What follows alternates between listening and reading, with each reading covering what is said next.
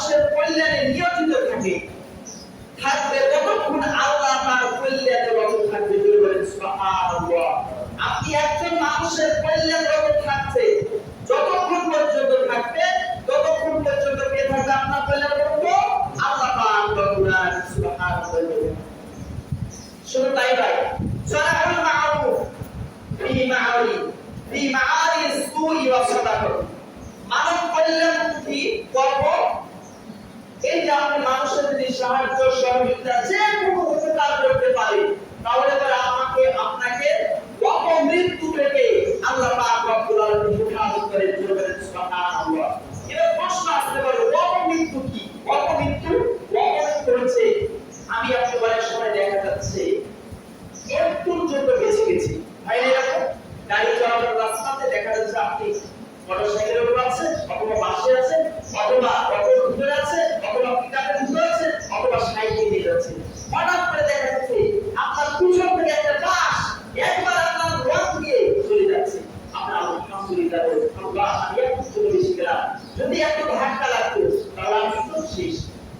কিছুদিন আগে আমরা দেখলাম না বিশ্বনাথপুরে মোটরসাইকেল যাচ্ছিল, এমন অবস্থায় এত স্পিডে যাচ্ছিল যে গাছের সঙ্গে লেগে এইখান থেকে আমরা না এই যে মাথায় একবার চলে গেছে একবার।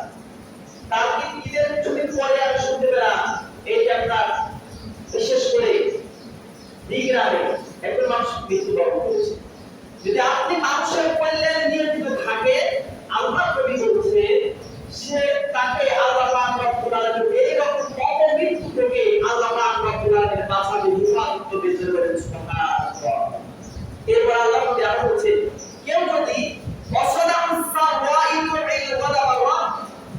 কেউ যদি গোপনে দান করে তাহলে আল্লাহ পাক রব্বুল আলামিন তার উপর যদি রাগান্বিত হয়ে থাকে, আল্লাহ পাক রব্বুল আলামিন মুহূর্তের মধ্যে ওই ব্যক্তির উপরে রাগটা পরিশুদ্ধ হয়ে যায়, ঠান্ডা হয়ে যায়, পানি হয়ে যায়। সুবহানাল্লাহ। অনেক সময় দেখা যায় আল্লাহ পাক রব্বুল আলামিন অনেক মানুষ আছে যারা নাফরমানি করতে করতে আল্লাহ এমন ভাবে অগ্নিশর্মা হয়ে যায় ওই ব্যক্তির উপর। আপনি সুন্দরভাবে গোপন দান করেন, গোপন দান করতে পারে।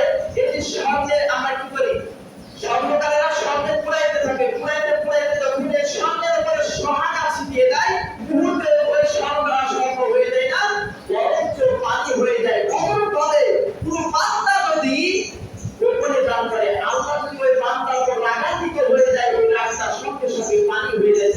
সুবহানাল্লাহ।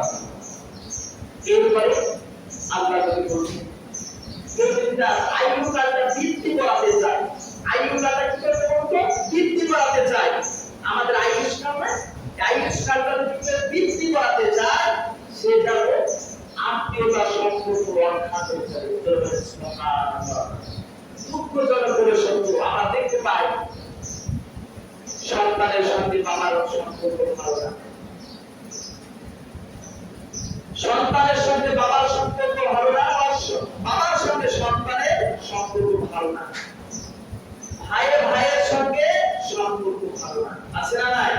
অথচ আল্লাহ নবী হাদিস শরীফে বলেছেন লা ইয়াকুল জান্নাতু কাদিয়ুন, আত্মীয়তা ছিন্নকারী কখনো বেহেশতে প্রবেশ করবে না। কিন্তু দুঃখজনক হলো সত্য আমরা এটাই অনেক সময় দেখতে পাচ্ছি, দিনের দিন বেড়ে যাচ্ছে। আল্লাহ নবী আরো বলেছেন এটি সমাজের দরিদ্র, এটি অসহায়, দুর্গত ব্যক্তিদেরকে যদি তুমি সাহায্য সহযোগিতা করতে পারো তাহলে কি হবে? আল্লাহ নবী হাদিস শরীফের মধ্যে বলেছেন এতিমদের যদি কর্তব্য করো, বিধবাদের যদি দেখাশোনা করো, তাদের কাছে যদি নিয়োজিত থাকে উপকার করার জন্য, তাহলে আল্লাহ নবী বলেছেন আনা ওয়া কাফিরুল ইয়াতীম, যে ব্যক্তি ইয়াতীম ওয়ানা করে রক্ষণাবেক্ষণ করলো সে জানো আমি আল্লাহ নবীর সঙ্গে আমার পাশাপাশি জান্নাতে থাকবো। সুবহানাল্লাহ।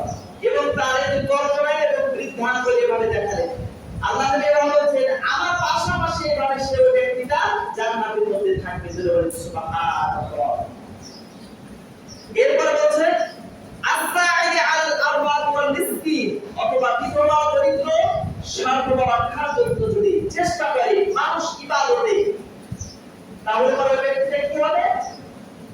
আল্লাহর পথে জিহাদ করছে, জিহাদ করতে করতে করতে আছে এক। দ্বিতীয় নাম্বার হচ্ছে তাহাজ্জুদ আদায় করতে আছে, অনবরত তাহাজ্জুদ আদায় করছে। তিন, সিয়াম পালন করতে করতে আছে। তাহলে পরে কেউ যদি এটি বিধবা, অনাথ, তুরস্ক ব্যক্তিদের সাহায্যে উপকারে নিয়োজিত থাকে, সে যেন এই তিনটা জিনিসের যতগুলো সব হয় আল্লাহ পাক রব্বুল আলামিন এতগুলো সব বান্দার আমলনামাতে দিয়ে দিতে পারেন। সুবহানাল্লাহ।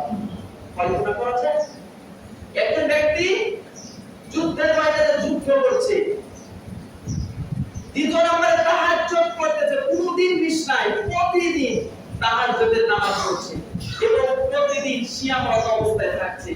এই তিনটা একত্রিত করলে যে সুয়াগুলো হয়, বান্দা শুধু বিধবা, অনাথ, অসহায়, দুর্বৃত্ত ব্যক্তিদের সঙ্গে শুধু সাহায্য সহযোগিতা, উপকার, কথা দিয়ে, বুদ্ধি দিয়ে, পরামর্শ দিয়ে যে কোনো ভাবে যদি তার নিয়োজিত থাকে, তাহলে তিনটা সব আল্লাহ তাআলা বান্দার আমলনামাতে লিপিবদ্ধ করে দেন। সুবহানাল্লাহ। এরপর আল্লাহ নবী বলছে, কাল কিয়ামতের হাদিসে কুদসির মধ্যে বলছে, কাল কিয়ামতের দিন আল্লাহ পাক রব্বুল আলামিন ডাক দিয়ে বলবে, ও আমার আব্দুল বান্দা, হে বনি আদম সন্তান, আমি তোমার দুয়ারে গিয়েছিলাম, আমি অসুস্থ ছিলাম, তুমি কেন আমাকে দেখতে যাওনি? আল্লাহ পাক রব্বুল আলামিন বলছে, কিয়ামতের ময়দানে বান্দাকে বলা হবে, বনি আদমকে, হে বনি আদম, আমি অসুস্থ ছিলাম, কেন আমাকে দেখতে যাওনি? তখন ওই বনি আদম বলতে থাকবে, ইয়া আল্লাহ, আপনি তো রব্বুল আলামিন, আপনি আবার কিভাবে অসুস্থ হন? আল্লাহ বলছে, এই কথা বলার পর আল্লাহ তাআলা বলছে, ওয়াদরের আপনারা বলছে, আমার পৃথিবীতে অসংখ্য মানুষ অসুস্থ ছিল, এই অসুস্থ ব্যক্তির কাছে যদি তুমি যাইতে, তাহলে পারে ওই জায়গাতে আমি আল্লাহ পাক রব্বুল আলামিনকে পেয়ে যেতে বলেন। সুবহানাল্লাহ। আরেকটা হাদিস শরীফের মধ্যে এসেছে, আল্লাহ নবী বলছেন, যে ব্যক্তি অসুস্থ মানুষকে সকাল বেলায় যাবে, সন্ধ্যা পর্যন্ত ৭৭,০০০ ফেরেশতা ওই বান্দার জন্য দোয়া করতে থাকবে। সুবহানাল্লাহ। যদি সন্ধ্যার পর কোনো বান্দা একজন অসুস্থ মানুষকে দেখতে যায়, তাহলে ফজর পর্যন্ত ৭৭,০০০ ফেরেশতা তার জন্য দোয়া করতে থাকে, মাগফিরাতের দোয়া করে। সুবহানাল্লাহ। শুধু কি তাই, আরেকটা হাদিস শরীফের মধ্যে আল্লাহ নবী বলছে, কেউ যদি অসুস্থ মানুষকে দেখতে যায়, দেখতে যাওয়ার পর ব্যক্তি মাথার মধ্যে, কপালের মধ্যে হাতটা রেখে দোয়া করতে থাকে, লা বাসা তাকুনু ইনশাআল্লাহ, এইভাবে যদি দোয়া করতে থাকে, আর তাকে যদি আশ্বাস দেয়, আশ্বাস কি? আল্লাহ হচ্ছে পৃথিবীর সকল ডাক্তারের বড় ডাক্তার, আল্লাহ পাক রব্বুল আলামিন হায়াতে তাইয়্যিবা, শিহাতে দুনিয়া, জাযাকুল্লাহু বারাকাল্লাহু ফি হায়াতি, এভাবে করে যখন দোয়া করতে থাকে আর আশ্বাস দিতে থাকে, আল্লাহ নবী বলছে, ওই ব্যক্তিটা যেন জান্নাতের মধ্যে যতক্ষণ পর্যন্ত থাকলো, ততক্ষণ পর্যন্ত জান্নাতের বারান্দাতে অবস্থান করলো। সুবহানাল্লাহ। আমরা এরকম করা যাবে না, অসুস্থ মানুষের সামনে গিয়ে, দেখি তোমার চোখটা, দেখি একটু দেখি, আরে দুইটা আছে না, আরে তুমি তো শেষ, এবার আছে না, অনেক মানুষ আছে না, আপনাকে আশ্বাস দিতে হবে। এমনিতে তিনি অসুস্থ, আর আপনি তার সামনে গেছেন, আপনি কয়েকদিন বাদে আপনার হাত কেটে গেছে, মানে কতটা হাত কেটে যেত, তুমি আমি বাচ্চা রক্ত শুরু, মানে এইভাবে আশ্বাস দাও, এমনিতে মারা যাচ্ছে, অর্ধেক আরো মারা চিন্তাতে, এই জন্য আশ্বাস দিতে হবে। আল্লাহ নবী বলছে, তোমরা তার কপালের মধ্যে হাতটা রাখতে, তাকে আশ্বাস দিবে আর দোয়া করবে, আর যতক্ষণ পর্যন্ত থাকবে তুমি ততক্ষণ পর্যন্ত যাও জান্নাতের মধ্যে অবস্থান করতে পারবে। সুবহানাল্লাহ। এবং ৩ নম্বরে আল্লাহ নবী বলছে, কিয়ামতের ময়দানে আল্লাহ পাক রব্বুল আলামিন বলতেছেন, ও বনি আদম, আমি তোমার কাছে গিয়েছিলাম পানি পান করার জন্য, তুমি কেন পানি পান করো? তখন বনি আদম ডাক দিয়ে বলল, রব্বুল আলামিন, আপনি তো রব, আপনি পানি পান করবেন কিভাবে? এটা তখন বলছে, পৃথিবীতে এমন মানুষ আছে গো, তোমার কাছে পিপাসক্ত অবস্থায় পানি পান করতে চেয়েছিল, অথচ তুমি পানি দাও। তুমি যদি পানি দিতে, তাহলে পারে আমি রব, আমাকে কোন জায়গায় থেকে দিতে পারে। সুবহানাল্লাহ। এরপরে বলতে থাকে, ও বনি আদম, আমাকে খাদ্য দাওনি কেন? তোমার কাছে এসেছিলাম, খাদ্য দাওনি কেন? তখন বনি আদম বলতে থাকে, আপনি তো রব, আপনি তো মহান, যে পৃথিবীতে এত মানুষ আছে গো, দুরস্ত ব্যক্তি, অসহায়, খেতে পায় না, পেটের ক্ষুধায় যন্ত্রণায় তীব্র আত্মনাদ করতেছে। তোমার কাছে কে ছিল? যাওয়ার পর চেয়েছো খাদ্য দাও, খেতে দাও। তখন বলছে তুমি যদি ওই আল্লাহ থেকে খেতে দিতে তাহলে পারে ওই জায়গাতে তুমি আমাকে দিতে পারো। সুবহানাল্লাহ। হাদিস শরীফের মধ্যে আল্লাহ নবী বলছেন আইয়ুল ইসলামি খায়রু ওয়া রাবতুহু ওয়া তাকরাউ সালাম আলা মা আরাফতা ওয়া মান লাম তা'রিফ। মুত্তাফাকুন আলাইহি। বুখারী ও মুসলিমের জমা হাদিস। আল্লাহ নবী বলছে যে ইসলামের মধ্যে সর্বোত্তম, একটা সাহাবী এসে বলছে ইসলামের মধ্যে সর্বোত্তম কাজ কোনটি? আইয়ুল ইসলাম, ইসলামের মধ্যে কাজ সর্বোত্তম কোনটি? বললেন ভাই উত্তর কাজ হচ্ছে ওয়া রাবতুহু তাআম, মানুষকে খাদ্য খাওয়ানো, ওয়া তাকরাউ সালাম, এবং পরিচিত অপরিচিত ব্যক্তিদেরকে সালাম দেওয়া। এই দুইটা কাজ ইসলামের মধ্যে সবচেয়ে গুরুত্বপূর্ণ, ভালো, উত্তম পাই। সুবহানাল্লাহ। অথচ আমরা দেখা যায় অনেক অধিকাংশ মানুষ খাবার চাইতেছে, তুমি খেতে পারো না, তুমি এখানে এসেছো, এরকম আমরা ধমক দিই। এরকম করা যাবে না, এরকম করা যাবে না। এরপরে অনেক সময় আমরা দেখা যায় মানুষে দাঁড়িয়ে থাকে, আরে হুজুর আসছে, হুজুর সালাম দেবে, হুজুর সালাম দেবে, আর সালাম দেওয়ার জন্য দাঁড়িয়ে আছে। অথচ বিশ্ব নবী রাহমাতুল লিল আলামিনকে কেউ কখনো আগে সালাম দিতে পারে না। অথচ আমরা উম্মত হয়ে এমন মানুষ আছে হুজুর সালাম দিতে দাঁড়িয়ে থাকে। আর যদি সালামের একটা রিপোর্টিং হয়েছে, কি হুজুর কাউকে সালামই দেয় না, এটা সবারই দায়িত্ব, কর্তব্য। যে ব্যক্তি সর্বপ্রথম সালাম দিল সে যেন অহংকার মুক্ত হয়ে গেল। সুবহানাল্লাহ। কিন্তু আমরা সকলে প্রতিযোগিতা করব যে কোনো মানুষকে আমরা সালাম দেব। এরপর আল্লাহ নবী বলেছেন যদি মানুষকে আমরা টাকা পয়সা দিয়ে সাহায্য যদি করতে না পারি তাহলে পারে কি? তাহলে যদি আপনি একটা কথা দিয়ে আপনি পথ অতিক্রম করছেন, একজন আপনার কাছে অসহায় মিসকিন এসে দাঁড়িয়েছে আপনার দুয়ারে, আপনি একটা ফিলিংসটা দিবেন যে আল্লাহ পাক রব্বুল আলামিন আমি কত বড় ব্যক্তি হয়েছি যে আল্লাহ পাক রব্বুল আলামিন আমার কাছে একজন ব্যক্তি এসে হাত পাচ্ছে, আমাকে যদি ওই জায়গাতে রেখে দিত আর আমি যদি মানুষের গলা হাত দিতাম তাহলে কেমন লাগতো? এই ফিলিংসটা যদি আমাদের মধ্যে কাজ করে তাহলে দেখবেন অটোমেটিকলি আপনার মধ্যে একটা পরিবর্তনের ছোঁয়া আসবে ইনশাআল্লাহ।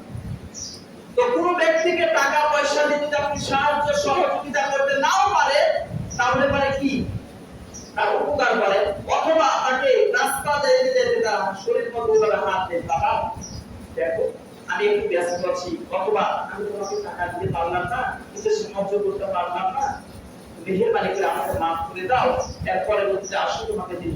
এই কথাটা যদি আপনি বলতে পারেন আর কথা হেঁটে যদি আগিয়ে দিতে পারেন তাহলে বিশ্বনবী বলছে আমার মসজিদে নববীতে এক মাস ইতিকাফ করলে যেই পরিমাণের সওয়াব হয় আল্লাহ পাক রব্বুল আলামিন ওই পরিমাণের সওয়াব দিয়ে দেন। সুবহানাল্লাহ। আপনার কাছে টাকা নেই, পয়সা নেই, অথবা কাজের অবস্থা আছে, ব্যস্ত আছে, এমন তো মুহূর্তে আপনি সুন্দর কথা বলে একটু হেঁটে গেলেন, শরীরের মধ্যে হাতটা এবার বুলিয়ে দিলেন আর বলতে থাকবেন বাবা আমি বুঝতে পারলাম না, আমি একটু ব্যস্ত আছি। এইটুকু কথাটা আপনি বলতে পারলেন সঙ্গে সঙ্গে আল্লাহ নবী বলছেন ওই ব্যক্তিটা যেন আমার মসজিদে নববীতে এক মাস ইতিকাফ করলে যে পরিমাণের সওয়াব হয় ওই পরিমাণ সওয়াব দিয়ে ঢুকে দিল। বলেন সুবহানাল্লাহ। তাহলে আমরা দেখা যায় অনেক সময় আল্লাহ পাক রব্বুল আলামিন আমাদেরকে টাকা পয়সা দিয়ে সাহায্য করতে না পারলেও আমরা মানব অধিকার, মানব কল্যাণে নিয়োজিত থাকবো ইনশাআল্লাহ। এরপরে দেখেন এইরকম কাজগুলো যদি করতে পারেন তাহলে কি হবে? এই যে কাজগুলো যদি করতে পারেন, মানুষের উপকার যদি করতে পারেন তাহলে কি হবে?